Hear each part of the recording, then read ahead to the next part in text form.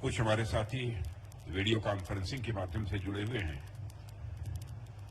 ऐसे हमारे अरुणाचल प्रदेश के चीफ मिनिस्टर श्री पेमा खांडू जी, मंच पर मौजूद डॉक्टर जितेंद्र सिंह जी, जिनका यह संसदीय निर्वाचन क्षेत्र है, और हमारे भारत सरकार के मंत्री हैं श्री तमदुप लेप्चा जी, ये मिनिस्टर हैं department of roads and bridges Sikkim के, वो भी वीडियो कॉन्फ्रेंसिंग से जुटे हैं।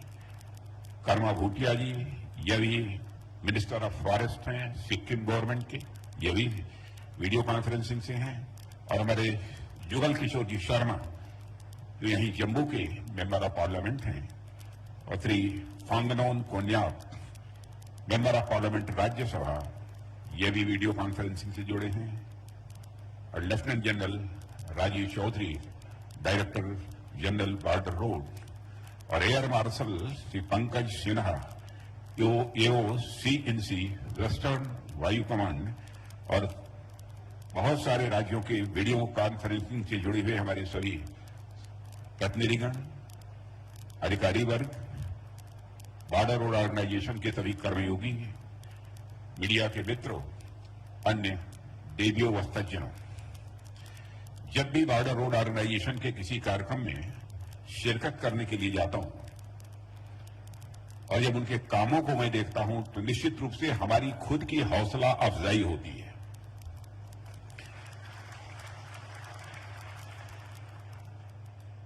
और जब भी बॉर्डर रोड ऑर्गेनाइजेशन का कार्यक्रम शिलान्यास का हो अथवा लोकार्पण का,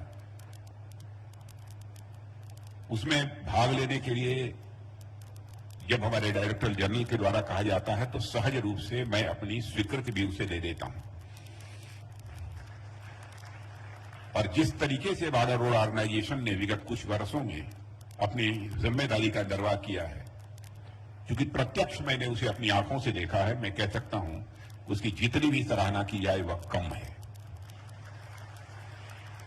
मैं यही डायरेक्टर जनरल चौधरी जी से बात कर रहा था कि कितने वर्षों में कितने रोड्स का, ब्रिजेस का और टनल्स का हमने लोकार्पण किया है। तो उन्होंने कहा पिछले 2.5 वर्षों में 205 का किया है और आज 90 और कर रहे हैं, यानी 295 यह पूरा हो जाएगा।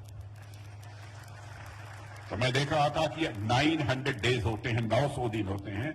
900 दिनों में लगभग 300 रोड्स, ब्रिजेस और टनल्स, इन सब का जो है लोकार्पण हुआ है।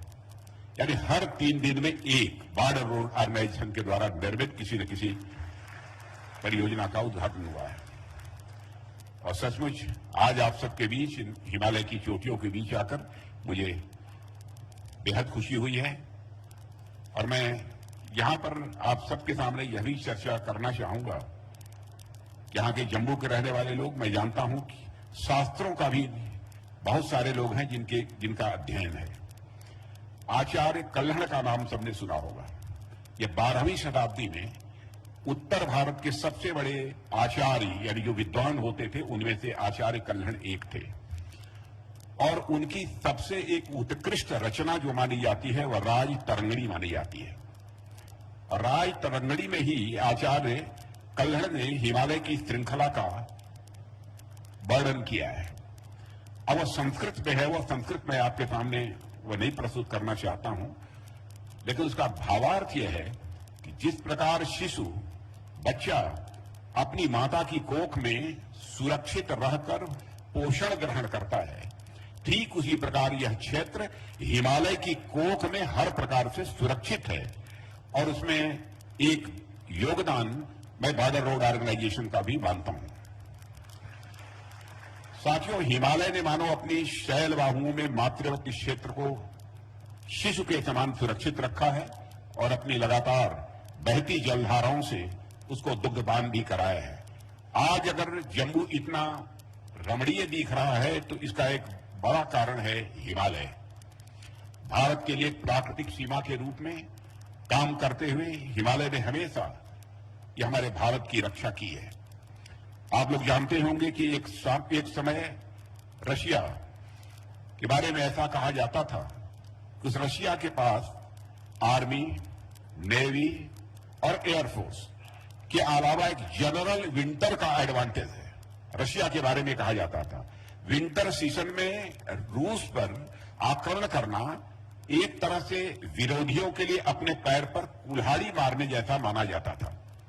नेपोलियन से लेकर हिटलर तक जिन लोगों ने भी जाड़े के समय में, विंटर सीजन में रूस की ऊपर आक्रमण करने की कोशिश की अथवा रूस की तरफ अपना रुख किया, उनको वहां जनरल विंटर यानी जिस समय की बहुत ही ठंड रहती है उसका सामना करना पड़ा, और जिसने भी आक्रमण करने की कोशिश की उसे मुंह की खानी पड़ी है। जो भूमिका जनरल विंटर ने रशिया के लिए निभाई, मैं मानता हूं कि लगभग वही भूमिका हिमालय ने भी भारत के लिए निभाई है। हिमालय ने एक जनरल के रूप में हमेशा भारत की रक्षा की है। साथियों, अल्लामा इकबाल ने किसी समय लिखा था, आप सभी लोग इससे परिचित होंगे, कि पर्वत वो सबसे ऊंचा हम साया आसमां का, वो संतरी हमारा वो पांचवां हमारा। पांचवां मतलब होता है पहरेदार। हिमालय को लेकर बिल्कुल यह उन्होंने सही लिखा था, ऐसा मैं मानता हूं। साथियों, हिमालय के इन दुर्गम इलाकों में सड़कों का निर्माण करके आप लोगों ने भारत की रक्षा करने में हमारी आर्म्ड फोर्सेस की काफी मदद की है। और मुझे याद है कि एक बार मैं बीआरओ को ब्रो यानी ब्रदर कहकर संबोधित किया था। ब्रदर को लोग बोलचाल की भाषा में भाई को ब्रो कहते हैं। यह कहकर बॉर्डर रोड ऑर्गेनाइजेशन यानी बीआरओ को हमने संबोधित किया था। बीआरओ नहीं है, ब्रो है। सीमाओं पर इंफ्रास्ट्रक्चर का निर्माण करके बीआरओ ने आर्म्ड फोर्सेज के ब्रो की भूमिका निभाई है, ऐसा मैं मानता हूं। और जिस तरह से आप अपने कार्यों के माध्यम से सीमावर्ती इलाकों में इंफ्रास्ट्रक्चर डेवलपमेंट कर रहे हैं, वह भारत की सीमाओं को तो सुरक्षित बनाता ही है, साथ ही साथ इस क्षेत्र की सोशियो इकोनॉमिक डेवलपमेंट यानी सामाजिक आर्थिक विकास में भी अपनी बहुत ही महत्वपूर्ण भूमिका का निर्वाह कर रहा है। इसलिए यदि मैंने बॉर्डर रोड ऑर्गेनाइजेशन को ब्रो कहा था, तो मैं यह मानता हूं कि यह बिल्कुल सही था। आप सही मायनों में हमारे आर्म फोर्सेज और भारत के लिए ब्रो हैं, यह मैं बॉर्डर रोड ऑर्गेनाइजेशन के संबंध में कहना चाहूंगा। और साथियों, मुझे बताया गया है कि आज 90 प्रोजेक्ट्स का इनॉग्रेशन हो रहा है, जिसमें अनेक रोड्स, ब्रिजेज, रनवेज, हेलीपैड और टनल शामिल हैं। और मुझे ध्यान आता है कि एक समय था जब बीआरओ के द्वारा किसी प्रोजेक्ट की शुरुआत की जाती थी तो सबसे पहले उस प्रोजेक्ट को शुरू होने में ही काफी लंबा समय लग जाता था। और यदि सौभाग्य से प्रोजेक्ट प्रारंभ में शुरू भी हो गया तो उसमें ऐसी कागजी अड़चनें भी आती थी कि उन्हें खत्म होने में एक बहुत लंबा समय लग जाता था। यानी बीआरओ के प्रोजेक्ट्स का इनॉग्रेशन लंबे अंतराल के बाद हुआ करता था। लेकिन अब तो मुझे आए दिन यह सुनने को मिल जाता है कि बॉर्डर रोड ऑर्गेनाइजेशन ने फला जगह पर प्रोजेक्ट की शुरुआत कर दी है, तो वही फला जगह पर प्रोजेक्ट कंप्लीट भी कर लिया है। यह जानकारी बराबर मिलती है। प्रोजेक्ट्स का इतनी तेजी से पूरा होना आप सभी कर्मयोगियों की मेहनत, लगन और हमारी सरकार की मोदी जी के नेतृत्व में जो पॉलिटिकल कमिटमेंट है, एक राजनीतिक जो प्रतिबद्धता है, उसका परिणाम मैं मानता हूं। और हमने बॉर्डर रोड ऑर्गेनाइजेशन के साथ मिलकर यह भी सुनिश्चित किया है कि देश की सुरक्षा और सीमावर्ती क्षेत्रों में विकास को लेकर हम पूरी तरह से प्रतिबद्ध हैं। और आज जिस इफिशियंसी से आप लोग काम कर रहे हैं, बीआरओ के लिए कहना चाहता हूं, जिस इफिशियंसी से आप लोग इस समय काम कर रहे हैं और जितनी तेजी से प्रोजेक्ट्स को भी पूरा करने का काम कर रहे हैं, उसके लिए मैं आप सभी को तहे दिल अपनी हार्दिक बधाई भी देता हूं। इन प्रोजेक्ट्स के जल्दी खत्म हो जाने के कारण मुझे आप लोगों से जल्दी जल्दी मिलने का अवसर भी मिलता रहता है। और मैं इतनी बार आप लोगों के बीच आ चुका हूं, कभी डॉक्टर जितेंद्र सिंह जी बतला रहे थे, जुगल किशोर जी, कभी कुछ ही समय पहले आप यहां से थोड़ी दूर पर आए थे। मैं इतनी बार आप लोगों के बीच आ चुका हूं कि कई बार तो मुझे ऐसा लगता है कि अब आपके बीच आऊंगा तो मैं बोलूंगा क्या। क्योंकि हर बार कोई ना कोई बात बोल चुका हूं, मतलब मेरे शब्द कम पड़ जाते हैं बॉर्डर रोड ऑर्गेनाइजेशन के कार्यक्रमों में जब मैं आता हूं। साथियों, आप सभी देश के सीमावर्ती इलाकों में इंफ्रास्ट्रक्चर डेवलपमेंट का कार्य करते हैं। एक से बढ़कर एक कठिन दुर्गम जो इलाके हैं जहां पर पांव रखना भी लगभग यह मुश्किल होता है, वहां भी आपने रोड्स, टनल, ब्रिजेस का जाल बिछा दिया है। लेकिन साथियों, मेरे हिसाब से आपकी यह सफलता मात्र इस बात पर में नहीं है कि आपने देश के दुर्गम इलाकों में कोई सड़क बना दी है या कोई बहुत बड़ा ब्रिज बना दिया है। निश्चित रूप से यह काम तो कठिन है ही, और यदि आप उस कठिन काम को पूरा करते हैं, यह आपकी सफलता का ही एक मापदंड है, आपकी सफलता का ही एक मानक है। लेकिन सही मायने में आपकी सफलता इस बात के लिए नहीं है कि आप किस प्रोजेक्ट को पूरा कर देते हैं। आपकी असली सफलता तो यह है कि इतने दुष्कर और मुश्किल से दिखने वाले कामों को भी आपने अपनी मेहनत से बहुत आसान बना दिया है। अब देश के लोग बॉर्डर एरिया में इंफ्रास्ट्रक्चर डेवलपमेंट को कोई बड़ी उपलब्धि नहीं बल्कि उसे नॉर्मल मानने लगे हैं, और किसी एम्बिशियस प्रोजेक्ट, महत्वाकांक्षी परियोजना को शुरू करना और उन्हें समय पर पूरा करना न्यू इंडिया का यह एक न्यू नॉर्मल बन चुका है, मैं ऐसा मानता हूं। जैसे साथियों, कोई न्यूरो सर्जन होता है, न्यूरो सर्जन, आप उसका काम देखिए कि न्यूरो सर्जन का काम यह कितना मुश्किल होता है। लेकिन जैसे जैसे वह अपने काम में एक्सपर्ट होता जाता है, उसके काम करने की गति, उसके काम करने की क्षमता यह बढ़ती जाती है। अपने शुरुआती समय में कोई न्यूरो सर्जन बामुश्किल एक दिन में कोई एक सर्जरी कर पाता है, लेकिन जैसे जैसे वह एक्सपर्ट होता है उसके लिए वह चीज बहुत ही आसान होती जाती है, और एक समय आता है कि वह एक दिन में 3-3, 4-4 सर्जरी करने लगता है। अब डॉक्टर जितेंद्र सिंह जी जानते होंगे कि इससे ज्यादा भी कर पाता है कि नहीं कर पाता है। एक ताजा उदाहरण आप इसरो को अभी देख सकते हैं, जिसकी चर्चा डॉक्टर जितेंद्र सिंह जी ने की है। आप सभी जानते होंगे कि अभी हाल में ही इसरो ने शिव शक्ति पॉइंट पर सफल लैंडिंग कराकर चांद पर भी भारत का झंडा गाड़ दिया है। लेकिन एक समय वह भी था जब इसरो एक सैटेलाइट तक भी नहीं छोड़ पाता था। हम दूसरे देशों के पास जाकर अपने सैटेलाइट्स को लॉन्च करने के लिए आग्रह करते थे, लेकिन धीरे धीरे इसरो अपनी मेहनत व लगन से इस काम में इतनी ज्यादा एक्सपर्टीज हासिल कर ली है, इतना एक्सपर्ट बन गया है कि आज स्थिति पूरी तरह से बदल चुकी है। आज इसरो चांद और मंगल तो क्या, सूरज तक अपने हाथ फैला रहा है। चांद और मंगल क्या, अब तो सूरज तक इसरो अपने हाथ फैला रहा है, और यह भारत के लिए तो सैटेलाइट लॉन्च कर ही रहा है, साथ ही दुनिया के अलग अलग देशों के 400 से अधिक सैटेलाइट स्पेस में इसरो लॉन्च कर चुका है। यह है हमारे इसरो की ताकत। आज सैटेलाइट लॉन्च करना इसरो के लिए बिल्कुल बाएं हाथ का यह खेल बन गया है। ठीक उसी प्रकार सीमावर्ती इलाकों जो दुर्गम और बहुत ही कठिन माने जाते हैं, वहां पर भी इंफ्रास्ट्रक्चर डेवलपमेंट करना, मैं समझता हूं बॉर्डर रोड ऑर्गेनाइजेशन के लिए यह बाएं हाथ का खेल बन चुका है।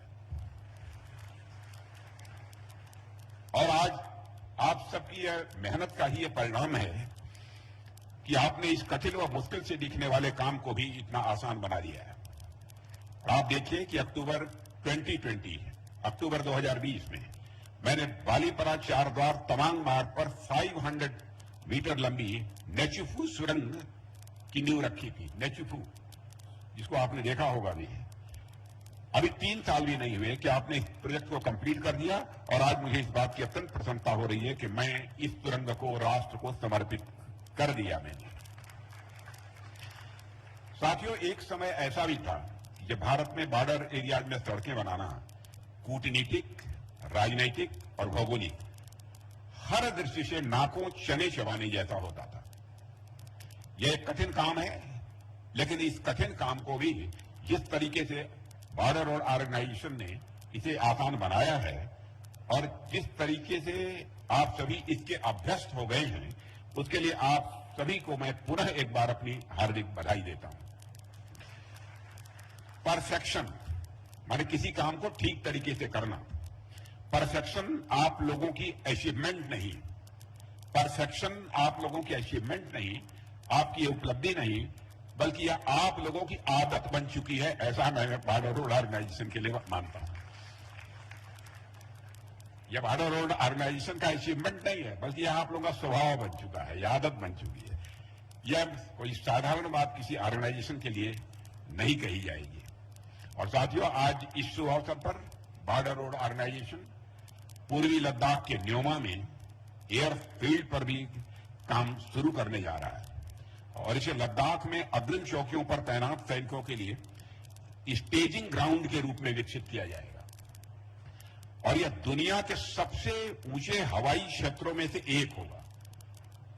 पूरे ऊंचे हवाई क्षेत्रों में से एक होगा कि सबसे ऊंचा हवाई क्षेत्र होगा? सबसे ऊंचे हवाई क्षेत्रों में से एक होगा, जो हमारे सशस्त्र बलों के लिए एक गेम चेंजर जैसा होगा, ऐसी मेरी धारणा है। और मुझे पता चला है कि बॉर्डर रोड ऑर्गेनाइजेशन को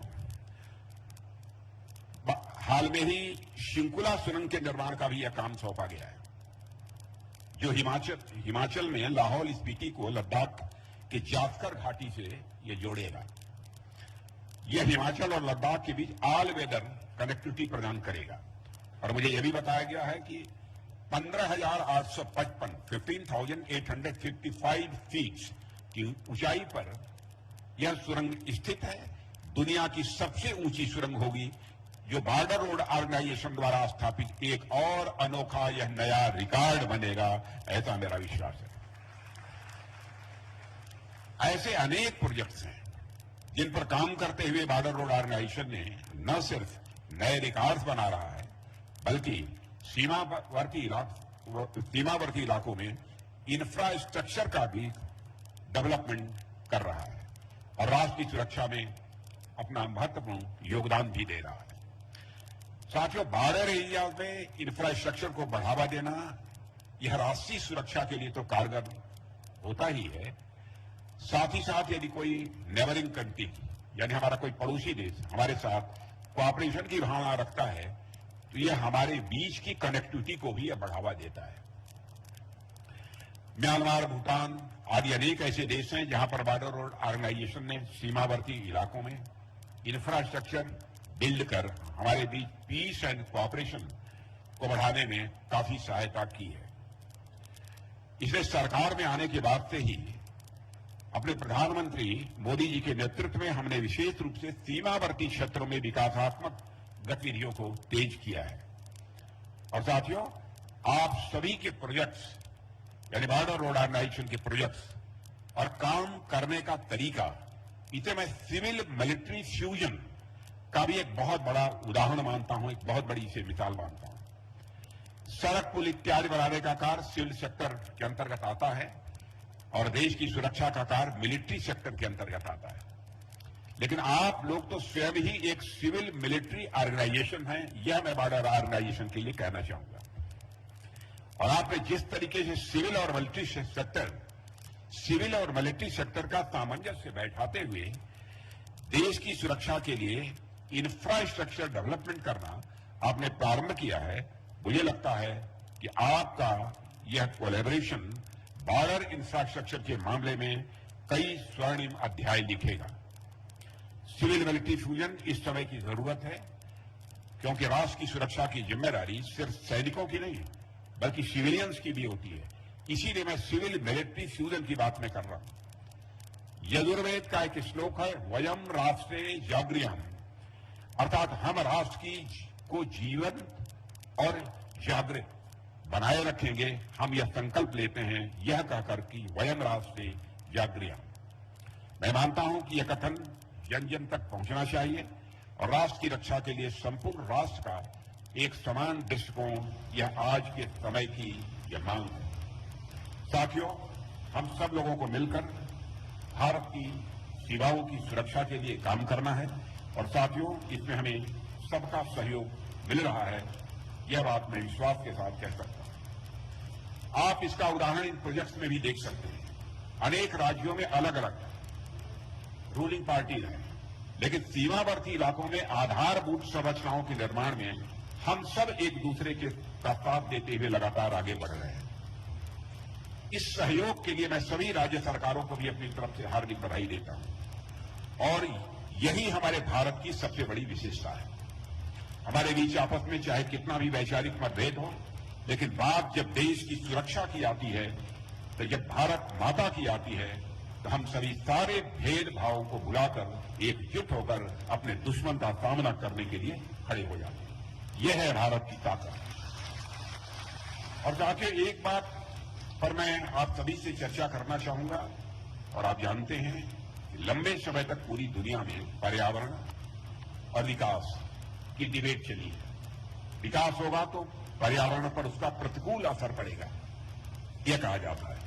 एक समय ऐसा था कि विकास कार्यों को पर्यावरण के विरोधाभास के रूप में देखा जाता था और ऐसा माना जाता था कि यदि कोई विकास कार्य होगा तो पर्यावरण की शर्त पर ही होगा, यानी विकास होगा तो पर्यावरण प्रदूषित होगा, पर्यावरण गंदा होगा, यह माना जाता था। लेकिन अब धीरे धीरे लोगों की धारणा बदली और विकास की आवश्यकता को महसूस करते हुए सस्टेनेबल डेवलपमेंट यानी सतत विकास की अवधारणा दुनिया के समक्ष रखी गई है और यह प्रयास किया गया है कि पर्यावरण की सुरक्षा करते हुए डेवलपमेंट एक्टिविटीज को आगे बढ़ाया जाए। विकास तो हो, लेकिन हमारा पर्यावरण भी यह सुरक्षित रहना चाहिए। अब इसकी चिंता की जा रही है। वैसे तो मुझे पता है कि बॉर्डर रोड ऑर्गेनाइजेशन पर्यावरण को लेकर अपने जिम्मेदारियों के प्रति पूरी तरह से सचेत है और आप सब इंफ्रास्ट्रक्चर डेवलपमेंट के दौरान आधुनिक तकनीक और प्रौद्योगिकी का भी प्रयोग करते हैं ताकि पर्यावरण का काम कम से कम नुकसान हो, पर्यावरण का कम से कम नुकसान हो। लेकिन मैं फिर से आपसे इस बात का विशेष आग्रह करना चाहूंगा कि हम जितना ज्यादा हो सके उतना ज्यादा पर्यावरण की सुरक्षा पर ध्यान देते हुए विकास की गति को बनाए रखें, विकास की गति को बाधित न होने दें।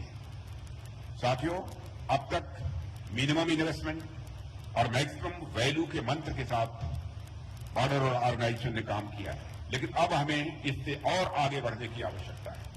अब हमें मिनिमम इन्वायरमेंट डिग्रेडेशन यानी जितना कम हो सके उतना पर्यावरण का प्रदूषित होना, कम से कम प्रदूषित होना, और maximum national security, minimum environment degradation और मैक्सिमम नेशनल सिक्योरिटी तथा मैक्सिमम वेलफेयर के मंत्र के साथ मैं समझता हूं बॉर्डर रोड ऑर्गेनाइजेशन को अब आगे बढ़ने की जरूरत है। इसके अतिरिक्त मैं आपसे एक और मुद्दे पर बात करना चाहूंगा। जैसा कि मैंने अभी जिक्र किया कि आपका जो काम करने का तरीका है वह सिविल मिलिट्री फ्यूजन का एक बहुत बड़ा उदाहरण है। सिविल मिलिट्री फ्यूजन की वह एक मिसाल है, लेकिन बॉर्डर रोड ऑर्गेनाइजेशन को एज एन इंस्टीट्यूशन, एक संस्था के रूप में सीमावर्ती इलाकों में चल रहे किसी प्रोजेक्ट में वहां की लोकल बॉडी, वहां की जो स्थानीय निकाय हैं और वहां की जनता के साथ भी मिलकर लगातार हमें काम करते रहना होगा, उनको विश्वास में लेकर काम करते रहना होगा। और साथियों, आप उन्हें अपने प्रोजेक्ट में शामिल करिए, उनसे वार्ता करिए। यह मैं बॉर्डर रोड ऑर्गेनाइजेशन से कहना चाहूंगा और यह भी कहना चाहूंगा कि उनकी जरूरतों को भी समझिए और उनसे भी इनपुट लीजिए। हमें क्या करना चाहिए इस प्रोजेक्ट के निर्माण में, और कुछ लगता है कुछ अन्य सुझाव भी आते हैं, उस सुझावों को भी उनसे प्राप्त करना चाहिए। यदि आप ऐसा करेंगे, स्वाभाविक रूप से उनका विश्वास और बढ़ेगा, आपका काम भी और आसान होगा।